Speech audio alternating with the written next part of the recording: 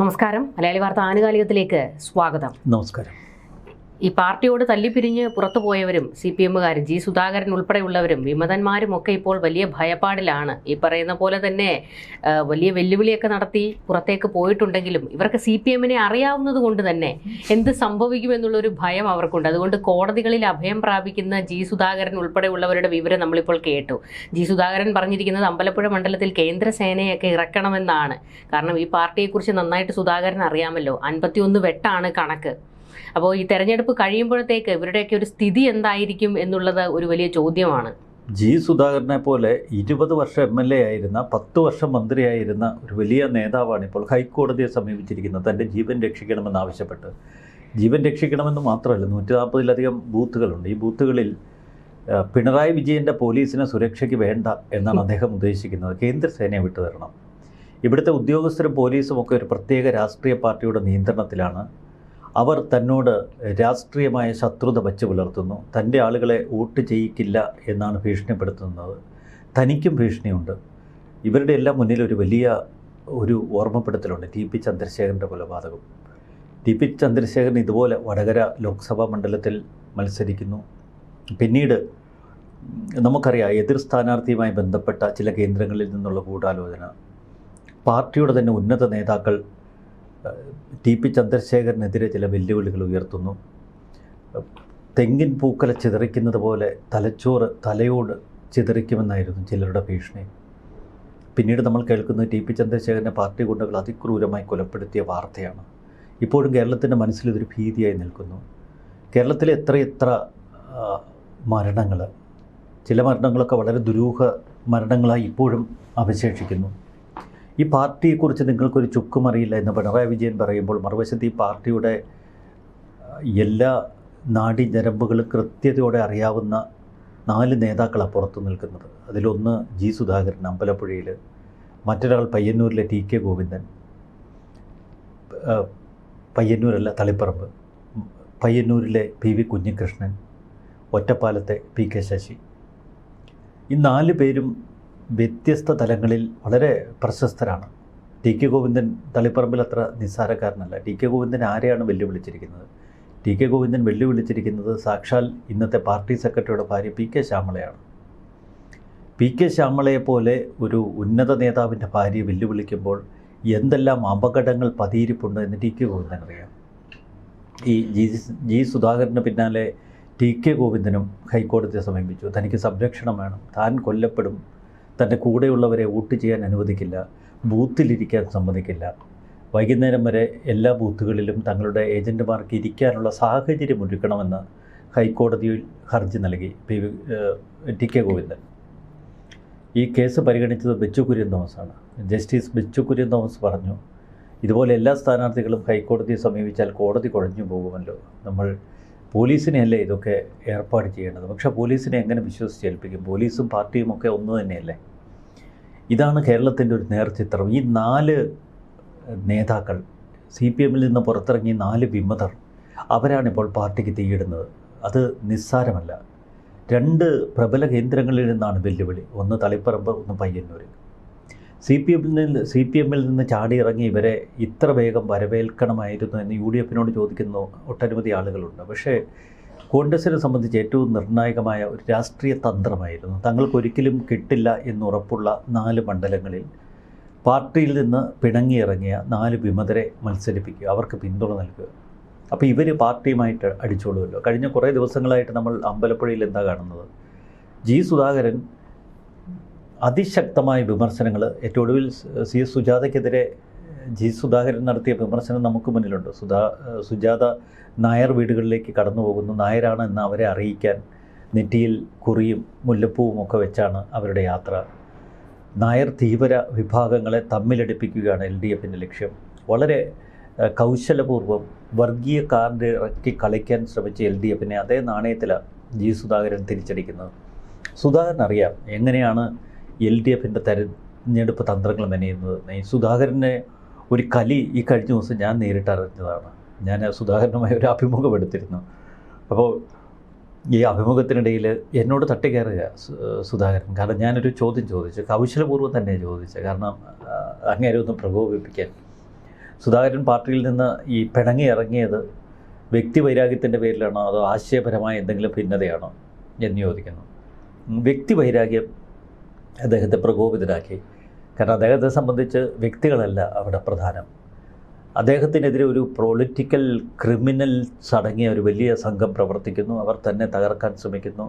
ഇത് വളരെ കാലമായി അദ്ദേഹത്തിൻ്റെ ഉള്ളിൽ രൂഢമൂലമായ ഒരു യാഥാർത്ഥ്യമാണ്. അപ്പോൾ അദ്ദേഹത്തിന് മറ്റ് വ്യക്തികളോടുള്ള പകയല്ല, മറിച്ച് ജി സുധാകരനെ തീർക്കാൻ ഒരു കൂട്ടം പാർട്ടി ക്രിമിനലുകൾ ഇറങ്ങിയതിലുള്ള വേദന കൊണ്ടാണ് പുറത്തേക്ക് ഇറങ്ങിയത്. അപ്പോൾ ഞാൻ വ്യക്തിവൈരാഗ്യമാണെന്ന് ചോദിച്ചപ്പോൾ ശരിക്കും പ്രകോപിതനായി. നിങ്ങൾക്ക് ഈ പാർട്ടിയെക്കുറിച്ച് എന്തറിയാം, എന്നെക്കുറിച്ച് എന്തറിയാം എന്നൊക്കെ ചോദിച്ച് എന്നോട് തട്ടിക്കയറി. പിന്നെ ഞാനതിന് വളരെ കൗശലപൂർവ്വം കൗണ്ടർ പറയാതെ എങ്ങനെങ്കിലും അഭിമുഖമൊന്ന് പൂർത്തിയാക്കി പരമാവധി എന്തെങ്കിലുമൊക്കെ കിട്ടിക്കോട്ടെ എന്ന് കരുതി അങ്ങ് ഇരിക്കുകയാണ് ചെയ്തത്. അപ്പോൾ സുധാകരൻ്റെ കലിപ്പ്, സുധാകരൻ അത്ര നിസ്സാരക്കാരനല്ല. സുധാകരൻ അറിയാം ഈ പാർട്ടി എങ്ങനെ തീർക്കണമെന്ന്, മർമ്മത്ത് എങ്ങനെ കൊടുക്കണമെന്ന്, ഈ പാർട്ടിക്ക് എന്താണ് സംഭവിച്ചിരിക്കുന്നത്. ആ ഇൻ്റർവ്യൂവിൽ സുധാകരൻ പറയുന്നുണ്ട്, ഈ സജി ചെറിയാൻ ഇത്ര വലിയൊരു അഴിമതിക്കാരൻ, ഇത്ര വലിയൊരു മലീമസമായ സ്വഭാവത്തിനുടമയെ താൻ കണ്ടിട്ടില്ലെന്ന്. മണലൂറ്റിയും മാഫിയ കച്ചവടക്കാർക്ക് കൂട്ടുനിന്നുമൊക്കെ പണം ഊറ്റുന്ന ഒരു നേതാവായിട്ടാണ് സജി ചെറിയാനെ ജി സുധാകരൻ ചിത്രീകരിച്ചിരിക്കുന്നത്. ആലപ്പുഴയിൽ ജി സുധാകരൻ്റെ ശത്രുക്കൾ ഒട്ടും നിസ്സാരരല്ല. സലാം, നാസർ, ഇപ്പോൾ ഇവിടുത്തെ പാർട്ടി സെക്രട്ടറി, വളരെ രൂക്ഷമായിട്ടാണ് സുധാകരനെതിരെ പ്രതികരിച്ചിരിക്കുന്നത്. വർഗവഞ്ചകൻ എന്നാണ് ജി സുധാകരനെ പിണറായി വിജയൻ അഭിസംബോധന ചെയ്തത്. ചെറ്റത്തരമെന്നാണ് പറഞ്ഞത് സുധാകരൻ്റെ ചെയ്തികളെ. അപ്പോൾ പിണറായി വിജയനും പാർട്ടിയുടെ സർവ്വ സംവിധാനങ്ങളും എതിർദിശയിൽ നിൽക്കുന്നു. ഒറ്റയ്ക്കാണ് ഫോക്കസ് ജി സുധാകരൻ്റെ. UDF നേതാക്കളെ പോലും ഒപ്പം കൂട്ടുന്നില്ല. ഞാൻ ഒരൊറ്റ കമ്മ്യൂണിസ്റ്റുകാരനെയും എൻ്റെ കൂട്ടത്തിലേക്ക് ക്ഷണിച്ചിട്ടില്ല എന്ന എൻ്റെ അഭിമുഖത്തിൽ അദ്ദേഹം എന്നോട് പറഞ്ഞത്. അത്ര ബോൾഡാണ്. എനിക്ക് ആരുടെയും പിന്തുണ തേടി ഞാൻ ആരുടെയും പിന്നാലെ പോകില്ല എന്നാണ് സുധാകരൻ പറയുന്നത്. പക്ഷേ അമ്പലപ്പുഴയിലെ CPM എനിക്കൊപ്പം നിൽക്കും എന്നൊരു ആത്മവിശ്വാസം അദ്ദേഹത്തിലുണ്ട്. ഞാൻ സുധാകരൻ്റെ വീട്ടിലേക്ക് അന്ന് ഈ അഭിമുഖത്തിനൊന്ന് ചെന്നു. അപ്പോൾ ആ വഴിയിലൊക്കെ സുധാകരൻ്റെ പോസ്റ്ററുകളേ ഉള്ളൂ. ഞാൻ പുറത്തിറങ്ങി അവരോട് സുധാകരൻ്റെ സ്ഥിതി എങ്ങനെയുണ്ടെന്ന് ചോദിച്ചു. ഇവിടെയൊക്കെ ഞങ്ങൾ CPMകാരാണ്, ഞങ്ങൾ സുധാകരനൊപ്പം. അപ്പോൾ CPM സുധാകരനൊപ്പം, അതാണ് അമ്പലപ്പുഴയുടെ ഒരു പ്രത്യേകത. ഇതുകൊണ്ട് തന്നെ ഏതെങ്കിലും വിധത്തിൽ അമ്പലപ്പുഴ നഷ്ടപ്പെട്ടാൽ അത് പാർട്ടിക്ക്, പിണറായിക്ക് ഏറ്റവും വലിയ തിരിച്ചടിയാകും. വർഗപഞ്ചകൻ എന്നൊക്കെ വിളിച്ച ഈ സുധാകരൻ ജയിക്കുകയും നാളെ UDF അധികാരത്തിൽ ഏൽക്കുകയും ചെയ്താൽ മന്ത്രിയാണ്. മന്ത്രിയായ സുധാകരൻ പിന്നീട് പിണറായി വിജയനൊക്കെ എടുത്തുടുക്കുന്നത് കാണേണ്ടി വരും. അത് താങ്ങാനുള്ള ശക്തി പിണറായിക്ക് കൂട്ടർക്കുമില്ല, പ്രത്യേകിച്ച് ആലപ്പുഴ പാർട്ടി. ആലപ്പുഴ പാർട്ടി എന്ന് പറയുന്നത് പണത്തിൻ്റെ മുകളിൽ കിടന്ന് പൊളയ്ക്കുന്ന ഒരു പാർട്ടി സംഘടന സംവിധാനമാണ്. അതിനൊക്കെ എടുത്തുടുത്ത് കളയും സുധാകരൻ. അതുകൊണ്ടാണ് ഏത് വിധേനയും സുധാകരനെ ആക്രമിക്കാനും സുധാകരനെ വീഴ്ത്താനുമുള്ള തന്ത്രങ്ങൾ പാർട്ടി കേന്ദ്രങ്ങൾ മെനയുന്നത്. ഇത് മനസ്സിലാക്കിയാണ് കേന്ദ്രസേനയെ വിനിയോഗിക്കണം എന്നാവശ്യപ്പെട്ടുകൊണ്ട് സുധാകരൻ ഇപ്പോൾ ഹൈക്കോടതിയെ സമീപിച്ചിരിക്കുന്നത്. ഇല്ലെങ്കിൽ പല സ്ഥലങ്ങളിലും പാർട്ടി പ്രവർത്തകരെ ഇവർ ഭയപ്പെടുത്തുമെന്നും തനിക്കുള്ള വോട്ട് ചെയ്യിക്കില്ല എന്നുമൊക്കെ കൃത്യമായിട്ടറിയാം. ഈ പാർട്ടി വലിയൊരു കേഡർ സംവിധാനം, ഇതൊരു ഏകാധിപത്യ സംവിധാനമാണ്. അതുകൊണ്ട് തന്നെ അറിയാം അവർക്ക് ആരൊക്കെ വോട്ട് ചെയ്യും, ആരൊക്കെ സുധാകരനൊപ്പം ഉണ്ട്, അവരൊക്കെ വിരട്ടിക്കളയും. ഇത് അമ്പലപ്പുഴയുടെ സ്ഥിതി. തളിപ്പറമ്പെന്ന് പറഞ്ഞാൽ പാർട്ടി ഗ്രാമങ്ങളുള്ള ഏരിയയാണ് തളിപ്പറമ്പും പയ്യന്നൂരും ഒക്കെ. ആ മേഖലയിലാണ് TK ഗോവിന്ദൻ വെല്ലുവിളിച്ച് പുറത്തിറങ്ങിയത് PK ശ്യാമളെ. അവിടെ ഒരു അടിപറ്റിയാൽ സഹിക്കാവുന്നതിനപ്പുറമാണ്. അതുകൊണ്ട് പാർട്ടി ഗ്രാമങ്ങളിൽ എതിർ കക്ഷികളുടെ ഏജൻറ്റുമാരെ പോലും ഇരുത്തുക പതിവില്ല. അതുകൊണ്ടാണ് TK ഗോവിന്ദൻ ഹൈക്കോടതി സമീപിച്ചത്, രക്ഷിക്കണമെന്നാവശ്യപ്പെട്ട്. ഇനി PV കുഞ്ഞികൃഷ്ണൻ്റെ കാര്യം. PV കുഞ്ഞികൃഷ്ണനും വലിയ അട്ടിമറി നടക്കാനുള്ള സാധ്യതയുണ്ടെന്ന് മാധ്യമ സമ്മേളനത്തിൽ പറഞ്ഞിരിക്കുന്നു. കള്ളവോട്ടുകൾ വ്യാപകമായി ചെയ്യാൻ അവർ ആസൂത്രണം നടത്തുന്നു. BLOമാർ തന്നെ അതിന് നേതൃത്വം കൊടുക്കുന്നു. മരിച്ചുപോയവരുടെയൊക്കെ അല്ലെ വിദേശത്തുള്ളവരുടെ വോട്ടർ ലിസ്റ്റിൽ പേര് ചേർത്ത് അത്തരം ID കാർഡുകൾ സംഘടിപ്പിക്കുന്നു. വലിയ തോതിൽ കള്ളവോട്ട് വീഴും. തങ്ങളുടെ വോട്ട് ചെയ്യാൻ എത്തുന്നവരെ തടയും. ഈ ഭയം കുഞ്ഞികൃഷ്ണനുണ്ട്. മറുവശത്ത് PK ശശി അത്ര നിസ്സാരക്കാരനല്ല, വെല്ലുവിളിച്ചാണ് നിൽക്കുന്നത്. അവിടെ പാലക്കാട് ജില്ലാ സെക്രട്ടറിക്കെതിരെ കടുത്ത ഭാഷയിൽ വിമർശനമാണ്. ജില്ലാ സെക്രട്ടറിയുമായി ബന്ധപ്പെടുന്ന, പാർട്ടിയുമായി ബന്ധപ്പെടുന്ന 14 അവിശുദ്ധ കൂട്ടുകെട്ടുകാരുടെ പേര് വിവരം പുറത്തുവിടുമെന്ന് പറഞ്ഞിരിക്കുന്നത്. അപ്പോൾ എല്ലാ തലത്തിലും പാർട്ടിയിൽ നിന്ന് പുറത്തിറങ്ങിയവർ പാർട്ടിയുടെ അസ്ഥിവാരം മാറ്റുകയാണ്, തീയിടുകയാണ്. ഇവിടെ ഈ ഇപ്പോഴല്ല, അതിന് മുൻപ് മുതൽ തന്നെ ഈ ആലപ്പുഴയിലെ CPM-കാരെ കുറിച്ച് സുധാകരൻ പറയുന്ന ഒരു വാക്കുണ്ട്, പൊളിറ്റിക്കൽ ക്രിമിനലിസം. പൊളിറ്റിക്കൽ ക്രിമിനൽസ് ആണ് ആലപ്പുഴയിലെ CPM-നെ ഭരിക്കുന്നത് എന്നുള്ള ഒരു സ്റ്റേറ്റ്മെൻറ്റ് ഇപ്പോഴും അദ്ദേഹം അത് തന്നെയാണ് ആവർത്തിക്കുന്നത്. ഈ CPM-നെ കുറിച്ച് പറയുമ്പോൾ പൊളിറ്റിക്കൽ ക്രിമിനലിസം വളരെ യോജിക്കുന്നതാണെന്ന് തോന്നാറുണ്ട്. കാരണം 10 വർഷമായിട്ട് അവർ അധികാരത്തിലിരിക്കുന്നുണ്ട്. പക്ഷേ ഇതിനോടിടയ്ക്ക് നമ്മൾ കേട്ടിട്ടുള്ള ചില വെല്ലുവിളികളുണ്ട്. പാർട്ടിയുടെ പല കേന്ദ്രങ്ങളിൽ നിന്ന്, ചില ആൾക്കാരിൽ നിന്നൊക്കെ ഞങ്ങൾ ഭരണത്തിലിരിക്കുന്നത് തന്നെയാണ് നിങ്ങൾക്ക് നല്ലത് എന്നുള്ള തരത്തിൽ ചില വെല്ലുവിളികൾ. അതായത് വലിയ സ്ലീപ്പർ സെൽ സംവിധാനങ്ങളുണ്ട് CPM-ന്. അവർ ഇറങ്ങും, ഈ പറയുന്ന പാർട്ടിയുടെ ഉന്നത നേതാക്കൾ ആരും ഒരു മുന്നറിയിപ്പ് കൊടുക്കണമെന്നില്ല. അതിനു മുൻപ് തന്നെ ഇവരുടെ ശത്രുക്കളെ തീർക്കാൻ ഇവർ ഇറങ്ങുന്ന ഒരു കാഴ്ചകൾ പലപ്പോഴും നമ്മൾ കണ്ടിട്ടുള്ളതുമാണ്. ശരിക്കും പറഞ്ഞു കഴിഞ്ഞാൽ ഇവർ ഭരണത്ത് തന്നെ ഇരിക്കുന്നതാണോ നല്ലത്? അല്ല, ഈ CPM-ൻ്റെ ഒരു ശൈലി അവർ ഈ ഒരു പതിറ്റാണ്ടിനിടെ അവരെന്താണ് അവർ ഉദ്ദേശിക്കുന്നതെന്ന് വ്യക്തമായി കാട്ടിത്തന്നിരുന്നു. നമുക്കറിയാം, ആദ്യ 5 വർഷം പിണറായി വിജയൻ്റെ ഒന്നാം സർക്കാർ, ആ സർക്കാർ അവസാനിക്കുന്നിടത്ത് പുതിയൊരു ശൈലിക്ക് തുടക്കമിട്ടു. ആ ശൈലി എന്തായിരുന്നു? പിണറായി വിജയൻ്റെ ഏകാധിപത്യം.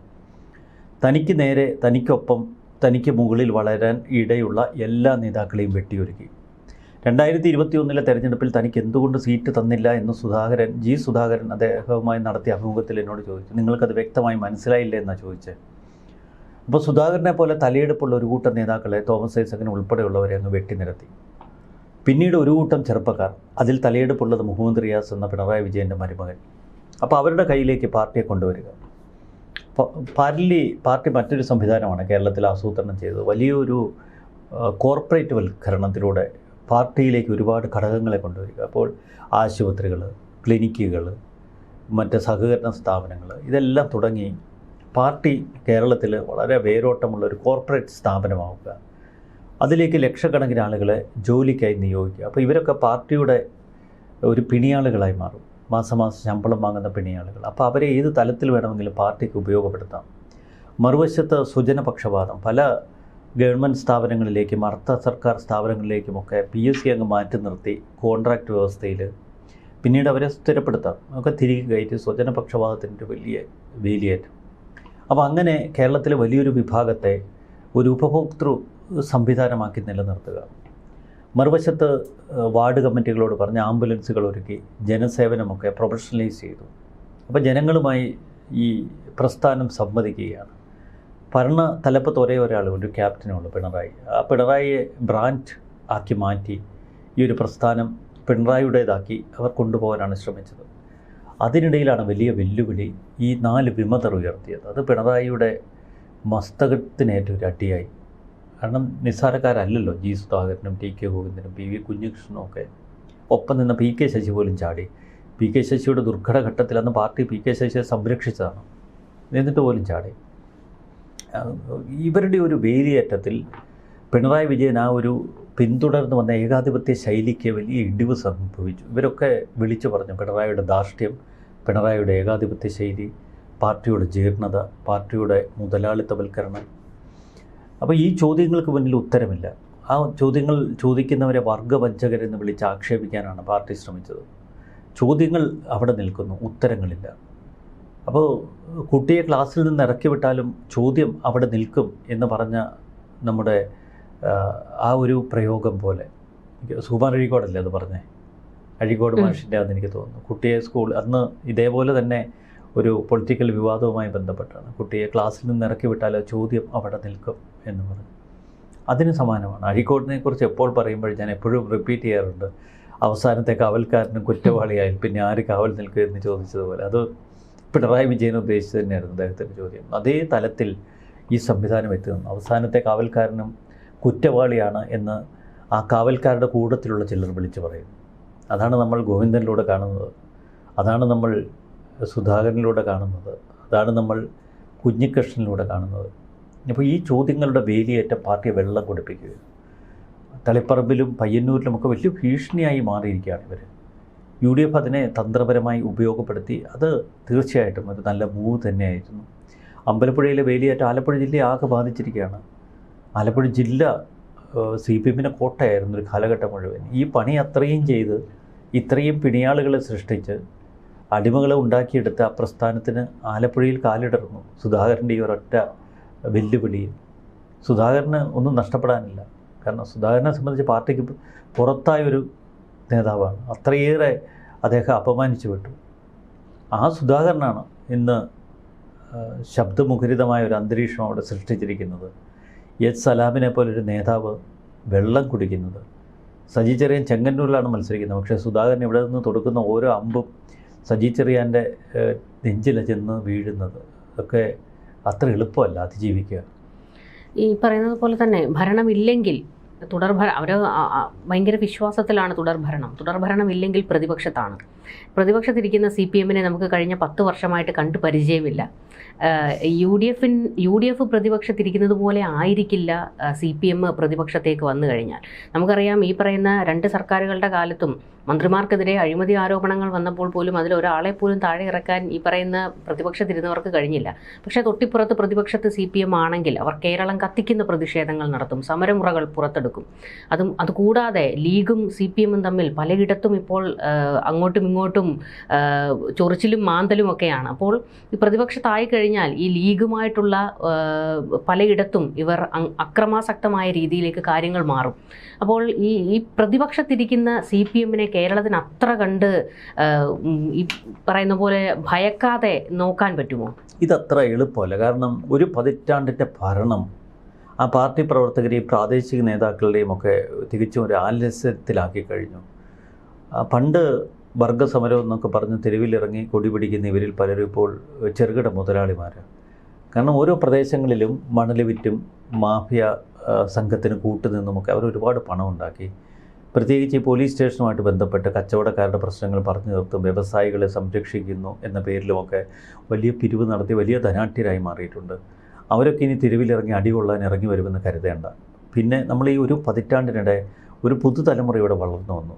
അവർക്ക് ഈ ജീർണിച്ച കിരാതമായ ഈ വർഗകഥയൊന്നും അത്ര ദഹിക്കില്ല. അതൊന്നും വെള്ളം തൊടാതെ വിഴുങ്ങാൻ അവർ തയ്യാറാകില്ല. മാർക്സിസം എന്നൊക്കെ പറയുന്ന ഒരു യൂട്ടോപ്യൻ ആശയം ഇന്ന് പുതിയ തലമുറയുടെ ഇടയിൽ ചിലവാകില്ല. എല്ലാ കാലത്തും അടികൊള്ളാനും ചോര ചീറ്റാനും തയ്യാറായി നിൽക്കുന്ന ഒരു വലിയ വിദ്യാർത്ഥി വിഭാഗമുണ്ട് SFI. ആ SFIക്കാരൊന്നും അതേ ആർജവത്തോടെ ഇന്ന് രംഗത്തില്ല. DYFI അതേ ആർജവത്തോടെ രംഗത്തില്ല. DYFI ഇന്ന് സമരം നടത്തുന്ന പല സ്ഥലത്തും വാടകയ്ക്ക് DYFI ആളുകളെ എടുത്താണ്. അവരൊന്നും ഇന്ന് പോലീസ് ആക്ഷന് മുന്നിൽ പഴയതുപോലെ നെഞ്ചുവിരിച്ച് നിൽക്കില്ല. കാലം മാറി. ആ കാലത്തിൻ്റെ മാറ്റം നമ്മൾ തിരിച്ചറിയണം. പക്ഷേ അവിടെ ആർജവമുള്ളൊരു സർക്കാരും കൃത്യതയോടെ ഭരിക്കുന്ന ഒരു ഭരണ സംവിധാനവും ഉണ്ടെങ്കിൽ തീർച്ചയായിട്ടും അവർക്ക് ഇതിനെ അതിജീവിക്കാൻ കഴിയും. CPM ഗുണ്ടകൾ ഇത്തരം കാലഘട്ടങ്ങളിൽ പലയിടത്തും കയറി മേയാറുണ്ട്. എന്നാൽ അവർക്കൊരു വലിയ മുന്നറിയിപ്പ് TP ചന്ദ്രശേഖരൻ വധത്തിലൂടെ അന്നത്തെ സർക്കാർ നൽകിയത്. ഉമ്മൻചാണ്ടിയായിരുന്നു മുഖ്യമന്ത്രി, തിരുവഞ്ചൂർ ആഭ്യന്തരമന്ത്രി. അന്ന് വലിയൊരു നിര കുറ്റവാളികളെ പിടിച്ച് ജയിലിലിട്ടു. അതിൽ പലരും ഇപ്പോഴും ജാമ്യം പോലും കിട്ടാതെ അകത്തുണ്ട്. ജാമ്യം കിട്ടുന്നുണ്ട് ഇവരുടെ ഒരു സഹായത്തിൽ. പക്ഷേ എങ്കിൽ പോലും അതൊരു വലിയ സൂചനയായിരുന്നു. പാർട്ടി ഗുണ്ടകൾ അകത്ത് കിടക്കും എന്നൊരു മെസ്സേജ് കൈമാറിയിട്ടുണ്ട്. ഈ പുതിയ ഭരണ സംവിധാനം ഇപ്പോൾ UDFനാണ് കിട്ടുന്നതെങ്കിൽ നമുക്കറിയില്ല. ഇനി തുടർ ഭരണമാണെങ്കിൽ ഇതുപോലൊക്കെ എങ്ങ് പോകും. ഇതിനേക്കാൾ ഭയാനകമായിരിക്കും. ഇനി ഒരു ചേഞ്ച് വന്നാൽ അത് ഭരണതലത്തിലുള്ളവർ കൂടുതൽ ആർജവം പുലർത്തിയാൽ അനാവശ്യ സമരങ്ങളൊന്നും കേരളത്തിൽ പിന്നെ അത്ര എളുപ്പമല്ല. അനാവശ്യ സമരം മാത്രമല്ല, ഈ വിമത നേതാക്കൾ ഭയപ്പെടുന്ന ചില കാര്യങ്ങളുണ്ട്. ഭരണം നഷ്ടപ്പെട്ടാൽ കാലിളകും. അതിൽ ഗുണ്ടകൾ ചിലപ്പോൾ ഒളിഞ്ഞും തെളിഞ്ഞുമൊക്കെ പുറത്തേക്ക് വരും. ഇതൊക്കെ നേതാക്കൾ വിലക്കെടുക്കുന്ന ഗുണ്ടകളാണ്. ഇവരിൽ ആരെയൊക്കെ കൊലപ്പെടുത്തും, ആരെയൊക്കെ സ്കെച്ചിട്ടിട്ടുണ്ട്. ഭയപ്പെടുത്തുന്ന പലതും ഇതിനൊക്കെ പിന്നിൽ ഒളിഞ്ഞിരിപ്പുണ്ട്. ഇതിൻ്റെ സൂചനകൾ സുധാകരനെ പോലുള്ളവർക്ക് കിട്ടിയിട്ടുണ്ടാകും. അതുകൊണ്ടാവാം തങ്ങൾക്ക് സെക്യൂരിറ്റി വേണം, ജീവൻ രക്ഷിക്കണം, തങ്ങളുടെ കൂടെയുള്ളവരെ സംരക്ഷിക്കണമെന്നൊക്കെ ഹൈക്കോടതിക്ക് മുന്നിൽ പോയി കരഞ്ഞു പറയുന്നത്. ഭരണം കിട്ടിയാൽ UDFനൊരു വലിയ ഉത്തരവാദിത്വമുണ്ട്. അവരെ സംരക്ഷിക്കേണ്ട ഉത്തരവാദിത്വം, UDFനൊപ്പം നിന്നവരെ സംരക്ഷിക്കേണ്ട ഉത്തരവാദിത്വമുണ്ട്. അതവർ പാലിച്ചില്ല എങ്കിൽ കാലം അവരോടും പകരം ചോദിക്കും. ഇപ്പോൾ ചോദിക്കാനുള്ള മറ്റൊരു കാര്യം, ഈ പാർട്ടിയിലെ തന്നെ ഒരു സ്ഥിതി എടുക്കുകയാണെങ്കിൽ നമുക്കറിയാം, ഇപ്പോൾ പിണറായിയുടെ ഏകാധിപത്യത്തെ എതിർക്കുന്ന ഒരുപാട് പേരുണ്ട്. തൊട്ടിപ്പുറത്ത് ശക്തരായ നേതാക്കൾ, അതായത് P. ജയരാജൻ പാർട്ടി സെക്രട്ടറിയായി വരണമെന്ന് ആഗ്രഹിക്കുന്ന വലിയൊരു വിഭാഗം കണ്ണൂരിലുണ്ട്. അവർക്ക് എല്ലാ കാലത്തും നിരാശയാണ്. അദ്ദേഹത്തെ എല്ലാ തവണയും മാറ്റി നിർത്തുന്ന ഒരു സാഹചര്യം.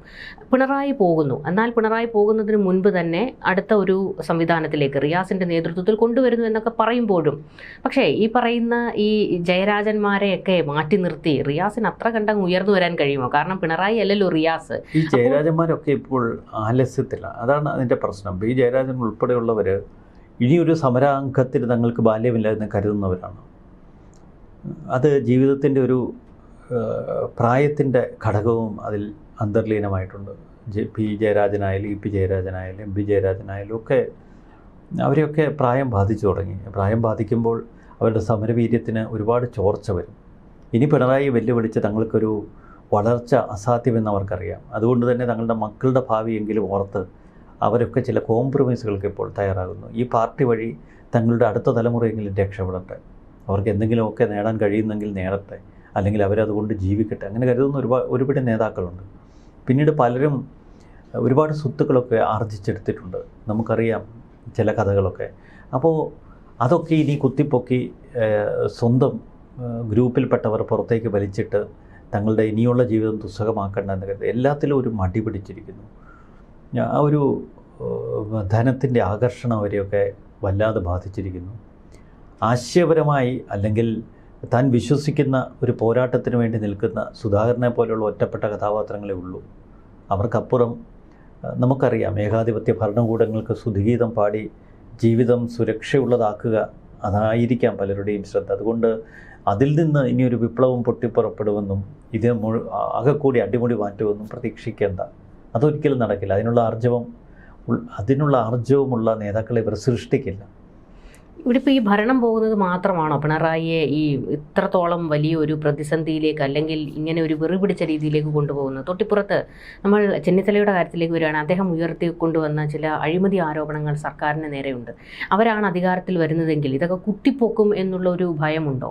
അല്ല, പിണറായിയെ സംബന്ധിച്ച് ഒരു ദ്വിമുഖ ആക്രമണമാണ് മുന്നിലുള്ളത്. ഒന്ന് കോൺഗ്രസിൻ്റെ കേരളത്തിലെ സർക്കാർ, മറുവശത്ത് നരേന്ദ്രമോദിയുടെ സർക്കാർ. പിണറായി വിജയൻ അധികാരത്തിൽ നിന്ന് തെറിച്ചാൽ പിന്നീട് ബി ജെ പിയുടെ ഒരു കണക്കൂട്ടൽ വ്യക്തമാണ്. കാരണം പിന്നീട് ബി ജെ പിയെ സംബന്ധിച്ച് ചിതറിത്തെറിപ്പിക്കുക എന്നുള്ള പോളിസി ആയിരിക്കാം. ഇനി ഒരിക്കലും സി പി എം മടങ്ങി വരില്ല എന്നൊരു ഭീതി അവരിൽ സൃഷ്ടിച്ചെടുക്കാൻ കഴിഞ്ഞാൽ അതിൽ വലിയൊരു വിഭാഗം ബി ജെ പിയിലേക്ക് വരും എന്ന പ്രതീക്ഷ കേന്ദ്ര സർക്കാരിന്, ബി ജെ പി ദേശീയ നേതൃത്വത്തിനുണ്ട്. ഇനി പിണറായിയാണ് അധികാരത്തിൽ വരുന്നതെങ്കിൽ ആ തന്ത്രം കോൺഗ്രസിന് നേരെ ബി ജെ പി പയറ്റും. തിരിച്ച് സി പി എം ആണ് പുറത്താകുന്നതെങ്കിൽ, ഭരണം നഷ്ടപ്പെടുത്തുന്നത് എങ്കിൽ അവരെ ഇല്ലായ്മ ചെയ്യാനുള്ള പ്രവർത്തനങ്ങളിലേക്ക് കേന്ദ്ര സർക്കാർ ചിലപ്പോൾ ചില നീക്കങ്ങളൊക്കെ നടത്തും. അത് ബി ജെ പിയുടെ ഒരു സ്വാർത്ഥ നീക്കമായിരിക്കും.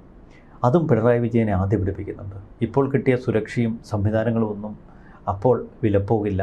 അത്ര എളുപ്പമല്ല പിന്നീട് പിടിച്ചു നിൽക്കാൻ. ചിലർ പറയുന്ന പിണറായി വിജയനും കുടുംബമൊക്കെ വിദേശത്തേക്ക് കടക്കുമെന്നാണ്. അങ്ങനെ കടക്കും എന്നൊന്നും ഇല്ലെങ്കിലും തൽക്കാലത്തേക്ക് ഒരു ചികിത്സയ്ക്കായി ഒരു 2 വർഷമൊക്കെ വേണം അമേരിക്കയിലേക്ക് മാറി നിൽക്കാം, അല്ല 1 വർഷമൊക്കെ മാറി നിൽക്കാം. പിന്നെ രേവന്ത് റെഡ്ഡി പറയുന്നത് പോലെ ഇത്രയധികം പ്രായമായില്ലേ, എക്സ്പയറി ഡേറ്റ് കഴിഞ്ഞു എന്നാണ് രേവന്ത് റെഡ്ഡി പരിഹസിക്കുന്നത്. കടുപ്പമാണ്. ഒറ്റ ചോദ്യം കൂടെ, അതായത് നമുക്കങ്ങനെ ഈ പറയുന്ന ത്രിപുരയിലും ബംഗാളിലും ഒക്കെ സി പി എമ്മിനെ ചവിട്ടിപ്പുറത്താക്കിയ കാര്യങ്ങളൊക്കെ പറയുമ്പോഴും, പക്ഷെ അതുപോലെയാണോ കേരളത്തിലെ ഒരു സി പി എമ്മിൻ്റെ പ്രവർത്തനം? സി പി എമ്മിനെ മാറ്റി നിർത്തിക്കൊണ്ടൊരു കേരളമുണ്ടോ? അല്ല, സി പി എമ്മിന് കേരളത്തിൽ കിട്ടിയ ഒരു ഗുണം, ഇവിടെ അഭ്യസ്ത വിദ്യരായ ഒരുപിടി ആളുകളാണ് ഈ കമ്മ്യൂണിസത്തിൽ ആകൃഷ്ടരായത്. പ്രത്യേകിച്ച് കലാലയ ജീവിത കാലഘട്ടത്തിൽ നമ്മളൊക്കെ ഞാൻ കോളേജിലേക്ക് ചെല്ലുമ്പോൾ ഒരു ഉയർന്നു കേൾക്കുന്ന മുദ്രാവാക്യമുണ്ട്, ചോരച്ചാലുകൾ നീന്തിക്കയറിയ ധീരന്മാർ. അപ്പോൾ എനിക്കും ആദ്യം വല്ലാത്തൊരു ആകർഷണം തോന്നി ഈ ഒരു മുദ്രാവാക്യത്തിൽ. കാരണം അത് ഒരു ചെറുപ്പക്കാരുടെ ഉള്ളിലുള്ള ആ ചോരത്തിളപ്പിനെ വീണ്ടും ഉണർത്തുന്നതാണ്. ഇതുപോലെ അഗ്നി സ്ഫുരിക്കുന്ന മുദ്രാവാക്യങ്ങൾ, അവരുടെ പ്രസംഗങ്ങൾ, ഇതൊക്കെ ഇത്തരത്തിൽ ആ ഒരു കാലഘട്ടത്തിൽ ഇതൊക്കെ വലിയ ആവേശമായിരുന്നു. ഇന്ന് ഇതിനേക്കാൾ വലിയ രക്തം തെറിക്കുന്ന ഓൺലൈൻ ഗെയിമൊക്കെ നടത്തുന്ന ഈ പുതുതലമുറയ്ക്ക് ഇതൊക്കെ ഒരു തമാശയായിട്ട് തോന്നുന്നു. പുതുതലമുറയിൽപ്പെട്ട ചിലരോട് ഈ കമ്മ്യൂണിസത്തെക്കുറിച്ച് ചോദിക്കുമ്പോൾ അവർ ചിരിക്കും.